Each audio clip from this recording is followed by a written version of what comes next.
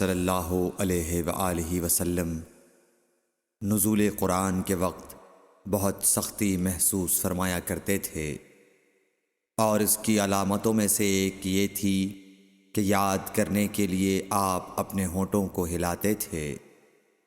ابن عباس رضی اللہ تعالی عنہ نے کہا، میں اپنے ہونٹوں کو ہلاتا ہوں جس طرح آپ ہلاتے تھے۔ سعید کہتے ہیں، میں بھی اپنے ہونٹ ہلاتا ہوں جس طرح ابن عباس رضی اللہ تعالی عنہ کو میں نے ہلاتے دیکھا۔ پھر انہوں نے اپنے ہونٹ ہلائے۔ ابن عباس رضی اللہ تعالی عنہ نے کہا، پھر یہ آیت اتری کہ اے محمد، قرآن کو جلد جلد یاد کرنے کے لیے اپنی زبان نہ ہلاؤ، اس کا جمع کر دینا اور پڑھا دینا ہمارا ذمہ ہے۔ حضرت ابن عباس رضی اللہ تعالی عنہ کہتے ہیں، یعنی قرآن آپ صلی اللہ علیہ وآلہ وسلم کے دل میں جمع دینا اور پڑھا دینا ہمارے ذمہ ہے۔ پھر جب ہم پڑھ چکے تو اس پڑھے ہوئے کی اتباع کرو۔ ابن عباس رضی اللہ تعالی عنہ فرماتے ہیں، اس کا مطلب یہ ہے آپ اس کو خاموشی کے ساتھ سنتے رہو، اس کے بعد مطلب سمجھا دینا ہمارے ذمہ ہے۔ پھر یقیناً یہ ہماری ذمہ داری ہے کہ آپ اس کو پڑھو، یعنی اس کو محفوظ کر سکو۔ چنانچہ اس کے بعد جب آپ کے پاس حضرت جبرائیل علیہ السلام وحی لے کر آتے تو آپ توجہ سے سنتے، جب وہ چلے جاتے تو رسول اللہ صلی اللہ علیہ وسلم اس وحی کو اس طرح پڑھتے جس طرح حضرت جبرائیل علیہ السلام نے اسے پڑھا تھا۔ صحیح بخاری حدیث نمبر 5۔ رسول اللہ صلی اللہ علیہ وآلہ وسلم سب لوگوں سے زیادہ جواد سخی تھے، اور رمضان میں دوسرے اوقات کے مقابلے میں جب جبرائیل علیہ السلام آپ صلی اللہ علیہ وآلہ وسلم سے ملتے بہت ہی زیادہ جود و کرم فرماتے۔ جبرائیل علیہ السلام رمضان کی ہر رات میں آپ صلی اللہ علیہ وآلہ وسلم سے ملاقات کرتے اور آپ کے ساتھ قرآن کا دورہ کرتے۔ غرض حضرت صلی اللہ علیہ وآلہ وسلم لوگوں کو بھلائی پہنچانے میں بارش لانے والی ہوا سے بھی زیادہ جود و کرم فرمایا کرتے تھے۔ صحیح بخاری حدیث نمبر 6۔ ہرقل شاہ روم نے قریش کے قافلے میں ایک آدمی بلانے کو بھیجا، اور اس وقت یہ لوگ تجارت کے لیے ملک شام گئے ہوئے تھے، اور یہ وہ زمانہ تھا جب رسول اللہ صلی اللہ علیہ وسلم نے قریش اور ابو سفیان سے ایک وقتی عہد کیا ہوا تھا۔ جب ابو سفیان اور دوسرے لوگ ہرقل کے پاس ایلیا پہنچے جہاں ہرقل نے دربار طلب کیا تھا، اس کے گرد روم کے بڑے بڑے لوگ، علماء، وزراء و امراء بیٹھے ہوئے تھے۔ ہرقل نے ان کو اور اپنے ترجمان کو بلوایا، پھر ان سے پوچھا کہ تم میں سے کون شخص مدعی رسالت کا زیادہ قریبی عزیز ہے؟ ابو سفیان کہتے ہیں کہ میں بول اٹھا کہ میں اس کا سب سے زیادہ قریبی رشتہ دار ہوں۔ یہ سن کر ہرقل نے حکم دیا کہ اس ابو سفیان کو میرے قریب لا کر بٹھاؤ اور اس کے ساتھیوں کو اس کی پیٹھ کے پیچھے بٹھا دو۔ پھر اپنے ترجمان سے کہا کہ ان لوگوں سے کہہ دو کہ میں ابو سفیان سے اس شخص یعنی محمد صلی اللہ علیہ وسلم کے حالات پوچھتا ہوں، اگر یہ مجھ سے کسی بات میں جھوٹ بول دے تو تم اس کا جھوٹ ظاہر کر دینا۔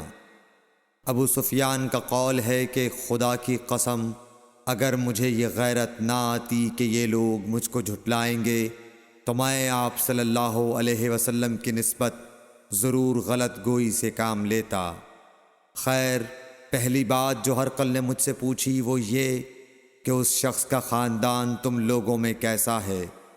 میں نے کہا وہ تو بڑے اونچے عالی نسب والے ہیں۔ کہنے لگا، اس سے پہلے بھی کسی نے تم لوگوں میں ایسی بات کہی تھی؟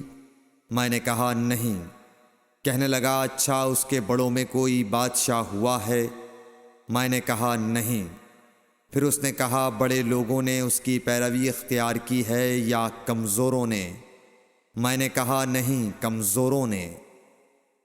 پھر کہنے لگا اس کے تابعدار روز بڑھتے جاتے ہیں یا کوئی ساتھی پھر بھی جاتا ہے؟ میں نے کہا نہیں۔ کہنے لگا کیا اپنے اس دعوی نبوت سے پہلے کبھی کسی بھی موقع پر اس نے جھوٹ بولا ہے؟ میں نے کہا نہیں، اور اب ہماری اس سے صلح کی ایک مقررہ مدت ٹھہری ہوئی ہے، معلوم نہیں وہ اس میں کیا کرنے والا ہے۔ ابو سفیان کہتے ہیں میں اس بات کے سوا اور کوئی جھوٹ اس گفتگو میں شامل نہ کر سکا۔ ہرقل نے کہا کیا تمہاری اس سے کبھی لڑائی بھی ہوئی ہے؟ ہم نے کہا کہ ہاں۔ بولا پھر تمہاری اور اس کی جنگ کا کیا حال ہوتا ہے؟ میں نے کہا لڑائی ڈول کی طرح ہے، کبھی وہ ہم سے میدان جنگ جیت لیتے ہیں اور کبھی ہم ان سے جیت لیتے ہیں۔ ہرقل نے پوچھا وہ تمہیں کس بات کا حکم دیتا ہے؟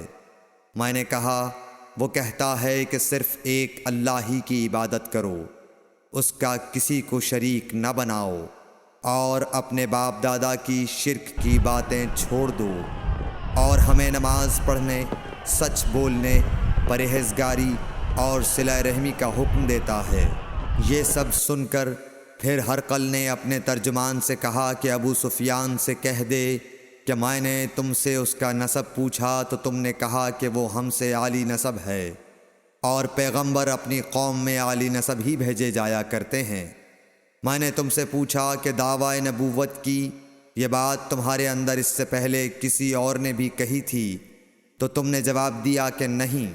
تب میں نے اپنے دل میں کہا کہ اگر یہ بات اس سے پہلے کسی اور نے کہی ہوتی تو میں سمجھتا کہ اس شخص نے بھی اسی بات کی تقلید کی ہے جو پہلے کہی جا چکی ہے۔ میں نے تم سے پوچھا کہ اس کے بڑوں میں کوئی بادشاہ بھی گزرا ہے؟ تو تم نے کہا کہ نہیں۔ تو میں نے دل میں کہا کہ ان کے بزرگوں میں سے کوئی بادشاہ ہوا ہوگا تو کہہ دوں گا کہ وہ شخص اس بہانے اپنے آباء و اجداد کی بادشاہت اور ان کا ملک دوبارہ حاصل کرنا چاہتا ہے۔ اور میں نے تم سے پوچھا کہ اس بات کے کہنے یعنی پیغمبری کا دعویٰ کرنے سے پہلے تم نے کبھی اس کو دروغ گوئی کا الزام لگایا ہے؟ تم نے کہا کہ نہیں۔ تو میں نے سمجھ لیا کہ جو شخص آدمیوں کے ساتھ دروغ گوئی سے بچے وہ اللہ کے بارے میں کیسے جھوٹی بات کہہ سکتا ہے۔ اور میں نے تم سے پوچھا کہ بڑے لوگ اس کے پیرو ہوتے ہیں یا کمزور آدمی؟ تم نے کہا کمزوروں نے اس کی اتباع کی ہے۔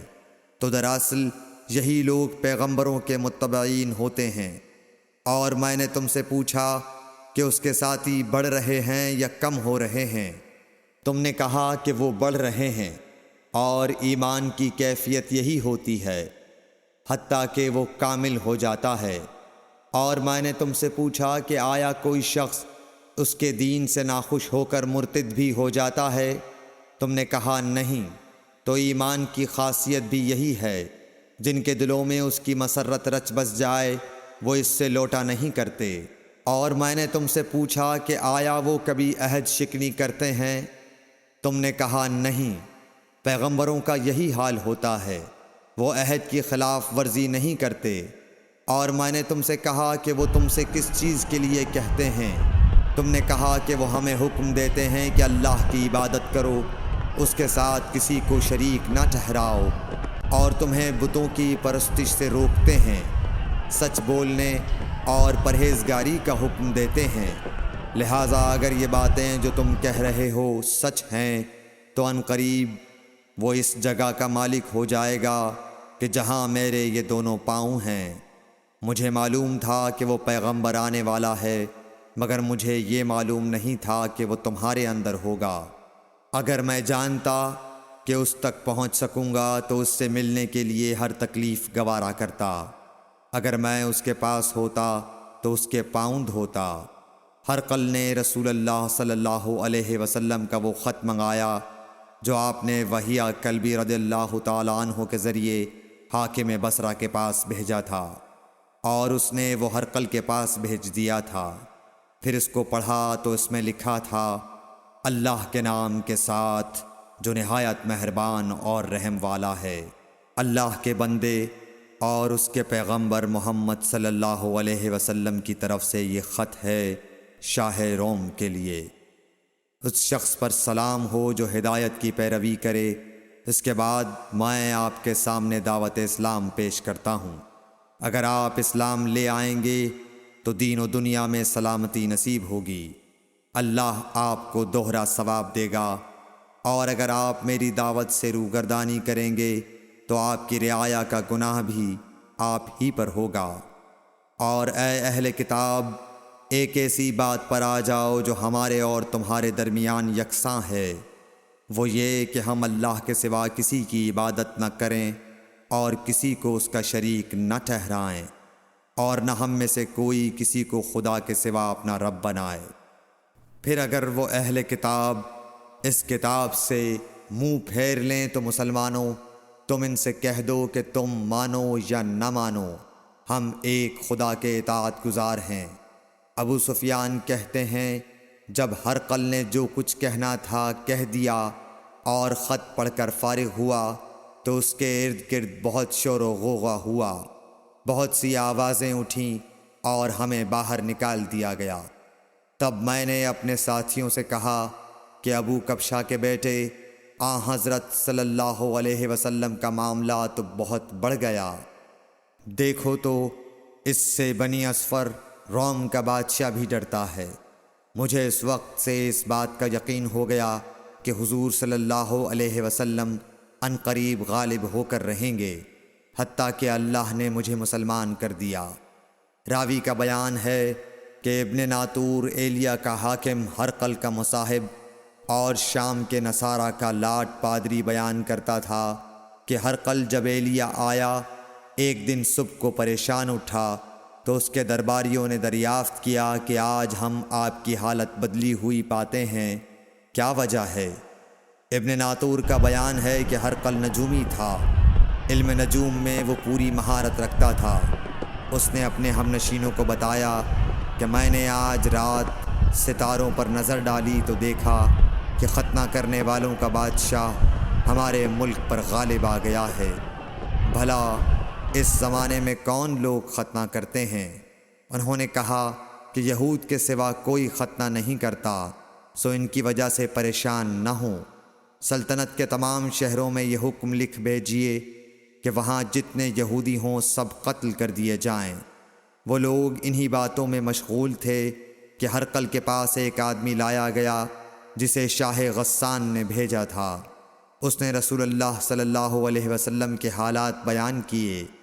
جب ہرقل نے سارے حالات سن لیے تو کہا کہ جا کر دیکھو وہ ختنہ کیے ہوئے ہے یا نہیں۔ انہوں نے اسے دیکھا تو بتلایا کہ وہ ختنہ کیا ہوا ہے۔ ہرقل نے جب اس شخص سے عرب کے بارے میں پوچھا تو اس نے بتلایا کہ وہ ختنہ کرتے ہیں۔ تب ہرقل نے کہا کہ یہی محمد صلی اللہ علیہ وسلم اس امت کے بادشاہ ہیں جو پیدا ہو چکے ہیں۔ پھر اس نے اپنے ایک دوست کو رومیہ خط لکھا اور وہ بھی علم نجوم میں ہرقل کی طرح ماہر تھا۔ پھر وہاں سے ہرقل حمص چلا گیا۔ ابھی حمص سے نکلا نہیں تھا کہ اس کے دوست کا خط اس کے جواب میں آ گیا۔ اس کی رائے بھی حضور صلی اللہ علیہ وسلم کے ظہور کے بارے میں ہرقل کے موافق تھی کہ محمد صلی اللہ علیہ وسلم واقعی پیغمبر ہیں۔ اس کے بعد ہرقل نے روم کے بڑے آدمیوں کو اپنے حمص کے محل میں طلب کیا اور اس کے حکم سے محل کے دروازے بند کر لیے گئے۔ پھر وہ اپنے خاص محل سے باہر آیا اور کہا، اے روم والو، کیا ہدایت اور کامیابی میں کچھ حصہ تمہارے لیے بھی ہے؟ اگر تم اپنی سلطنت کی بقا چاہتے ہو تو پھر اس نبی صلی اللہ علیہ وسلم کی بیعت کر لو اور مسلمان ہو جاؤ۔ یہ سننا تھا کہ پھر لوگ وحشی گدھوں کی طرح دروازوں کی طرف دوڑے، مگر انہیں بند پایا۔ آخر جب ہرقل نے اس بات سے ان کی یہ نفرت دیکھی اور ان کے ایمان لانے سے مایوس ہو گیا تو کہنے لگا کہ ان لوگوں کو میرے پاس لاؤ۔ جب وہ دوبارہ آئے تو اس نے کہا، میں نے جو بات کہی تھی اس سے تمہاری دینی پختگی کی آزمائش مقصود تھی، سو وہ میں نے دیکھ لی۔ تب یہ بات سن کر وہ سب کے سب اس کے سامنے سجدے میں گر پڑے اور اس سے خوش ہو گئے۔ بالآخر ہرقل کی آخری حالت یہ ہی رہی۔ صحیح بخاری حدیث نمبر 7۔